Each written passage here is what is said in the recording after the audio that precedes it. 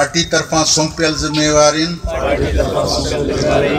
खे इंतिहाई सच्चाई ऐं ईमानदारी ऐं ज़िम्मेवारी सां निभाईंदुसि।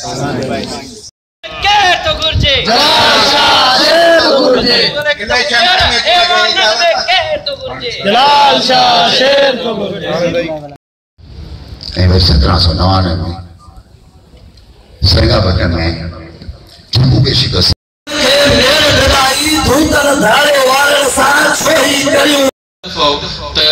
जरूर हूंदी ही प्रेस में पार्टी जो मरकजी में हेठियन जिला मंझां औरतुनि जी शिरकत थी, जंहिंमें लाड़काणो, मचियारी, सांगड़, नवाबशाह, जामशोरो जस्ती ॼां ऐं साईं जी सिलेक्टेड बॉडी जेका आहे जी असां हिते पंहिंजो कराची खां सन पहुता आहियूं जेको साईं जलाल महमूद शाह वारनि जी जेका मरकज़ी इलेक्शन हुई ऐं दोस्तनि खां पुछियोसीं राय वरितोसीं ऐं उन्हनि पंहिंजो मौक़ो बि हलंदो रहियो आहे। असां हर भेरे जॾहिं बि कयो आहे असां सियासत बि करियूं था पर पंहिंजनि वसीलनि सां पंहिंजे ज़ाती वसीलनि सां उन जे करे थोरो स्लोली करिणो न त असांजा वधीक करियूं असांजा वसाइल जेके बि आहिनि जाइज़ वसाइल आहिनि उन्हनि मां असीं सियासत करियूं था। उन में एतिरो थिए थो ऐं सम्झां थो इहा वॾी ॻाल्हि आहे त सॼी सिंध मां एतिरा वर्करनि जो गॾु थियणु ऐं वरी उन्हनि खे गॾु करणु उन्हनि खे गॾाए मुखातिब थियणु या वरी उन्हनि सां गॾिजी सलाह मशवरो करे साईं हुकूमत जे अचण खां पोइ ज़्यादा महांगाई जे करे टैक्स हणण जे करे तव्हां छा चवंदा आहियो? यकीनन थियो आहे, यकीनन टैक्स वधीक लॻा आहिनि, यकीन थियो पर असुल उन जो सबबु इहो आहे त जेका माज़ीअ जी जेके बेईमान हुकूमतूं आहिनि उन्हनि कॾहिं को टैक्स कोन आयो। 70 सालनि में टैक्स कोन आयो। हाणे माण्हुनि खे आदत कान्हे वीचारनि खे ॾियण जी, हाणे ॾेई नथा सघनि उन जे करे। न त सॼी दुनिया में इहो 15% टैक्स हूंदो आहे, GST टैक्स हूंदो आहे। पोइ सऊदी अरब में ॾियूं था, दुबई में ॾियूं था, हिते ॾियूं था, असां वटि नथा ॾियूं। छो नथा ॾियूं? जो असांजे मुल्क में आदत कान्हे ॾियण जी। मुंहिंजे ख़्याल में हिनखे मरहले वार आस्ते आस्ते करणु घुरिजे आहे। जल्दी टैक्स 16-17% आणणु इहो माण्हूअ ते प्रेशर। यानी कि इन अमल खे तव्हां सही सम्झो था? सही सम्झां थो पर थोरो थोरो करे हणणु घुरिजे। 5% 7% करे शुरूआत करणु घुरिजे। महिरबानी।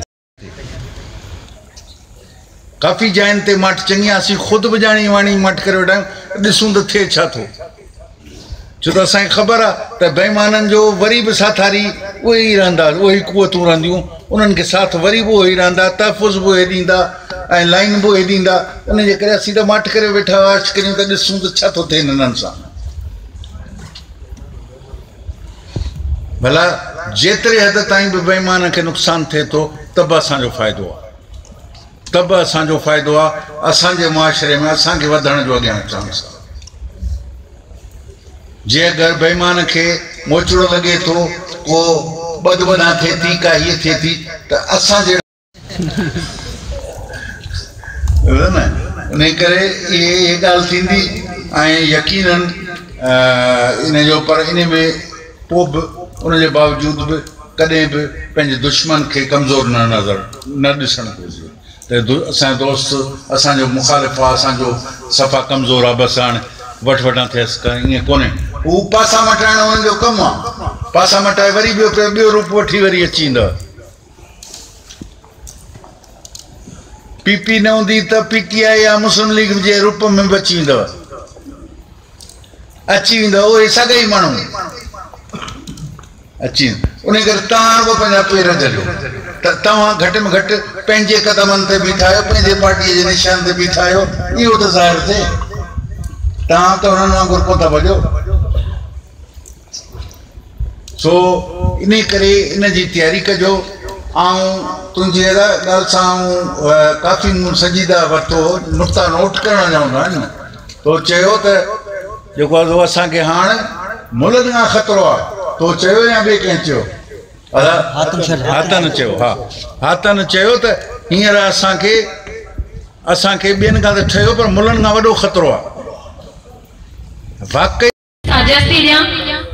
साईं जी सिलेक्टेड बॉडी जेका आहे उनखे CC सिलेक्टेड CC जा मेंबर उन्हनि खे वाधायूं थी ॾियां। उन सां गॾोगॾु ॿ टे पॉज़िटिव पॉइंटियूं चई ऐं पोइ वरी मां कुझु तनक़ीदी जाइज़े ते वेंदमि, छो जो ही मुंहिंजो मां फाउंडर मेंबर आहियां सिंध यूनाइटेड पार्टी जी, जॾहिं खां पार्टी ठही आहे ऐं ही मुंहिंजो ॾहों ई जनरल काउंसिल जो इजलास आहे। मां 10 ई इजलास अटेंड कया आहिनि ऐं हर इजलास में ईअं हूंदो त पहिरियां रिपोर्टूं पेश कयो, उन खां पोइ तनक़ीदी जाइज़ो बि हूंदो हुयो ऐं हक़ीक़त चैनल के हिसाब से मां मुबारकबाद थी ॾियां पंहिंजे प्रेसिडेंट सिंध यूनाइटेड पार्टी साईं जलाल मोहम्मद शाह खे। ऐं असांजो ईअं सम्झो त ब्लाइंड फेथ आहे, अणॾिठो एतमाद आहे असांजे सैयद ज़ात ते, साईं जेम्स जे पोटनि ते, त हू सिंध सैयद ऐं सन ऐं सिंधी माण्हुनि जे लाइ तमामु हिकिड़ो बहितरीनु किरदारु अदा कंदा ऐं हमेशह जेके बि सिंध सां इशू रहिया आहिनि, जेके मसइला रहिया आहिनि, उन में धारियुनि जी आबादकारी हुजे, या जेके असां जूं कादरपुर गैस प्राइवेट करण जो हुजे, या बिटो निज़ाम हुजे, या आदमशुमारी जो मसइलो हुजे, या ॿिया हिकिड़ा खोड़ सिंध सां जेके ज़ुल्म ज़्यादतूं, उन में सभ खां पहिरियां सैयद जो औलाद अॻियां बीठो आहे। सो असांजो हुननि ते बिल्कुलु एतमाद आहे त हू सिंध जे लाइ का बि सौदेबाज़ी न कंदा ऐं इनशाअल्लाह ही जेको जमहूरी हुन प्रोसेस में असांजी पार्टी हले थी पई, वोट वारी सियासत में नेठ उन में कामयाबु थींदासीं ऐं उन पंहिंजे हुन सचाई मोहबत सां हलंदा था रहूं ऐं असांजूं दुआऊं आहिनि साईं जन खे, त उहो इनशाअल्लाह कामयाबु ज़रूरु थींदा। जेको ई इजलास असांजो गुज़रियो आहे, असां हिन नई बाड़ी मां यकीनन पुरुमीद आहियूं ऐं उमेद रखूं था त सिंध जे लाइ यकीनन जीअं जिदोजहद सिंध यूनाइटेड पार्टी जी जारी रही आहे गुज़िरियल साल में, जीअं उन्हनि करप्शन जे ख़िलाफ़ु हिकिड़ी मुसलसल जिदोजहद कई, हाणे हिकु नए रुख ते वरी असांजो सियासी सफ़र जारी रहंदो। जीअं त असांजी जेका बाड़ी आहे लेडीज़ विंग जी, उनखे अञा साल बि पूरो कोन थियो आहे, उनजे बावजूदि असांजी सुठी कारकर्दगी रही आहे। तक़रीबन सिंध में जेके बि मुज़ाहिरा थिया आहिनि, रैलियूं थियूं आहिनि, या साईं जी सालगिरह में तारीख़ में पहिरियों दफ़ो एतिरी वॾी तादाद में लेडीज़ जेको आहे सो शिरकत कई, तो यकीनन असांजी अचीवमेंट आहे। ऐं मूंखे वरी ख़ुशी सां महसूसु थिए थी त सिंध जे अंदरि हिन वक़्तु माहौल तब्दील थी चुको आहे। सियासी वर्कर लाइ, सियासी कारकुन लाइ, सियासी जेके असांजा लीडर आहिनि, उन्हनि जे लाइ सिंध जे अंदरि तमामु हिकिड़ो वॾो ख़ाल, हिकिड़ो वॾो स्पेस मौजूदु आहे। जस्ट उते पहुचण जी ज़रूरत आहे, कमु करण जी ज़रूरत आहे, माण्हू वाझाइनि पिया, असांजूं लेडीज़ वाझाइनि थियूं।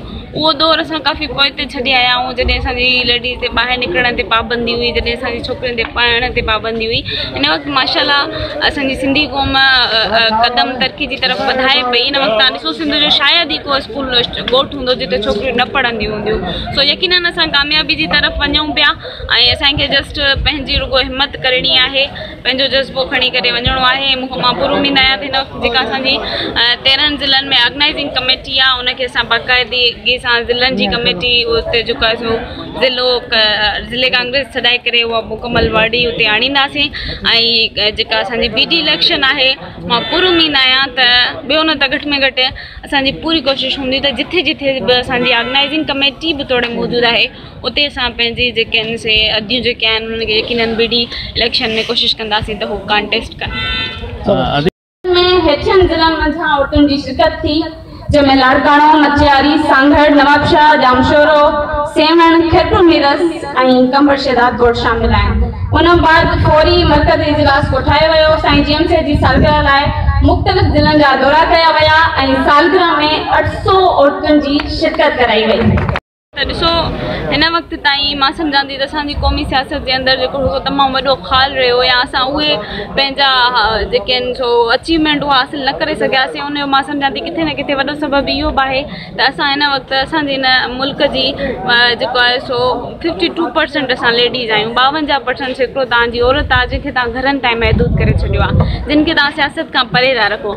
असां चऊं था त सियासत जेतिरो मर्द जो इशू आहे ओतिरो लेडीज़ जो बि आहे। मां सम्झां थी त जेतिरो सुठो असां घर संभाले हलाए सघूं था, उन खां कई सुठो असां सियासत बि करे सघूं था, मुल्क बि हलाए सघूं था ऐं शहर बि हलाए सघूं था। ऐं मां सम्झां थी सभु खां ॾाढी बहितरीनु ॻाल्हि जेका हिकिड़ी नेचुरली बि आहे त करप्शन जे मामले में मर्द औरत खां थोरो वधीक करप्ट थिए थो, लेडीज़ घटि करप्ट थिए थी। सो उनजे करे मां सम्झां थी त इहे असांजे लाइ हिकिड़ो बहितरीनु अमल हूंदो त असां वधी चढ़ी करे ऐं मुंहिंजी उन्हनि अदियुनि खे गुज़ारिश आहे थोरो जो हू अनएजुकेटेड आहिनि, कंहिं मसइलनि जे करे हू एतिरी एजुकेशन हासिलु न करे रहियूं आहिनि, न सघियूं आहिनि, पर उन्हनि वटि साइंस आहे, उन्हनि वटि नॉलेज आहे, उन्हनि वटि जज़्बो आहे, उहो असां सां जेको आहे सो राब्ते में अचनि। असां पूरी कोशिशि कई आहे लेडीज़ जे हर इशू में उन्हनि सां गॾु बीहण जी। त हिन वक़्तु बि असां उन्हनि सां गॾु हूंदासीं ऐं मुंहिंजो इहो हूंदो त मां BT इलेक्शन में तक़रीबन पंहिंजे समूरनि ज़िलनि में दौरा करे ऐं उते लेडीज़ जी वर्क कंदमि जेके इलेक्शन में बीहनि।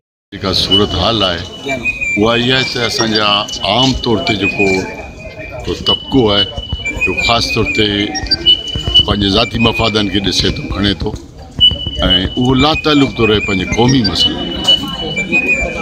असांजी पार्टी जो प्रोग्राम ई इहो आहे त असां पंहिंजी शयुनि जी मालिकी करियूं ऐं आम माण्हू खे बि इहो सम्झायूं त तव्हां अचो इन जी मालिकी सां गॾु तव्हां तालुक बि रखो इलेक्शन सां बि इन्हनि मसइलनि सां बि। सिंध यूनाइटेड क़यादत जेको वाहिद क़यादत आहे उनजो सरबराह सैयद जलाल मोहम्मद शाह आहे। उहो हिकु चकर ॿीहर बिना मुक़ाबले चूंडिजी आयो चुको आहे। उनजो सॼो मर्कज़ जे कैंडिडेट खे असां सलाम पेश कयूं था। जेको बेकिरदार बेदाग उहो साईं जलाल शाह आहे जंहिं सन धरती में हिकु दफ़ो वरी ॿीहर जेको आहे चेयरमैन थियो आहे ऐं असां उनखे मुबारकबाद ॾियूं था। असांजा मरकज़ी चेयरमैन आहिनि ऐं उन्हनि जी चूंड इंशाअल्लाह न अॻे कॾहिं ग़लति थी आहे न हींअर बि ग़लति थींदी ऐं असां पूरे सिंध जा कारकुन पूरो उमेद आहियूं। असांजा जेके मरकज़ी पार्टी जा उहिदेदार आहिनि माशाअल्लाह असां सभिनी सां राब्ते में हूंदा आहिनि। हर ज़िले ते ज़िम्मेवारी हूंदियूं आहिनि, को कहिड़े ज़िलनि में हूंदा आहिनि, को कहिड़ी डिवीज़न में हूंदा आहिनि। असां साईं जी चूंड मां तमामु बिल्कुलु मुतमइन आहियूं। पतलून के हथ न लाईंदस, पतलून के हथ न लाईंदस, मुझे यार राज मिरारो सलवार कमीज पाईंदस।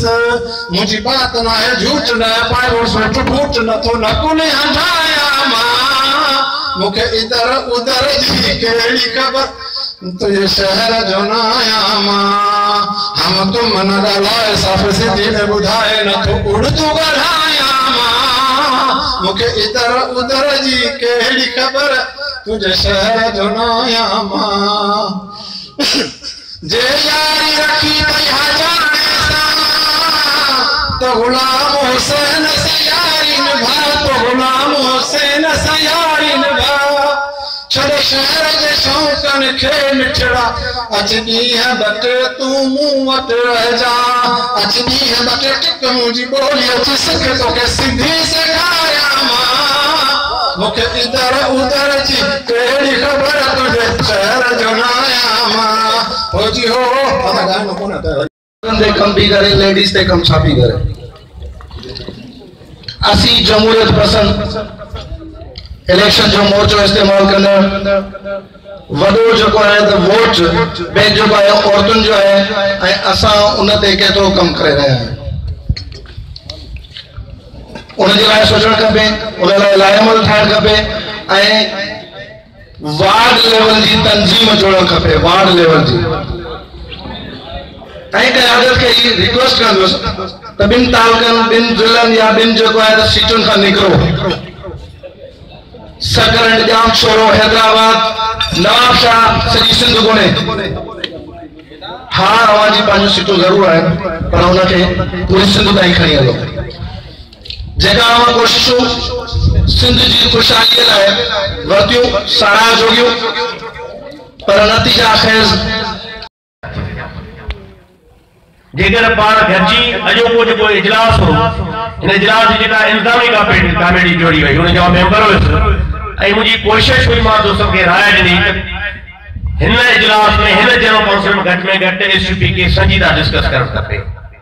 ऐं ही बदकिस्मती आहे काफ़ी शहर जेके काफ़ी शयूं उन्हनि सां आऊं गॾु तव्हां में एहजाज में शामिल आहियां त जॾहिं संजीदगी जी ॻाल्हि अचे थी, बहस जी ॻाल्हि अचे थी, पार्टी जी वाद जी ॻाल्हि अचे थी त उते टाइम मुक़ररु थिए थी। त ज़रूर हूंदी ही प्रेस जंहिंमें पार्टी जो मरकज़ी सदर जेको आहे उहो पार्टी पॉलिसी ऐं सिंध जा इशूज़ उन सां गॾु पार्टी जा जेकी मरकज़ी क़यादत आहे उन समूरनि जूं एक्टिविटीज़ जेके हुयूं उन उहिदेदार बणजण वक़्तु इहो हलफ़ वचन थो करियां त आउं सिंध यूनाइटेड पार्टी जे सियासी प्रोग्राम खे दिलि सां क़बूल करियां थो ऐं उन लाइ पार्टीअ जे ज़ाब्तनि उसूलनि जी असां पंहिंजो कराची खां हिते सन पहुता आहियूं। हिते जेको आहे त ॾही कन्वेंशन हो पंहिंजो SUP जो ऐं इन में जेको आहे त साईं जलाल महमूद शाह खे ॿीहर चूंडियो वियो आहे, जेको हू पूरे सिंध साईं जे मथां पंहिंजो एतमाद करे हिकु चकर ॿीहर जेको आहे त चूंडियो ऐं साईं सां जेको असां ॻाल्हायो उन बि पंहिंजो मौक़िफ़ ॾिनो ऐं उन ॿुधायो त इनशाला असां जेको आहे त पंहिंजो कोशिशि कंदासीं त पंहिंजे तनज़ीम खे अॻिते वधायूं। ऐं ॿी ॻाल्हि साईं तमामु ख़ूबसूरत ऐं बहितरीनु इहा कई त पंहिंजे वसीलनि जे आधार ते असां जेको आहे त पंहिंजो कमु कयूं पिया ऐं हुननि जो इहो बि चवणु हो त इनशाला असां हिन बल्दियाती इलेक्शन ऐं जनरल इलेक्शन में पूरे सिंध जे अंदरि पंहिंजो हिसो वठंदासीं। फारूक भंगवार, सोच TV सन जी।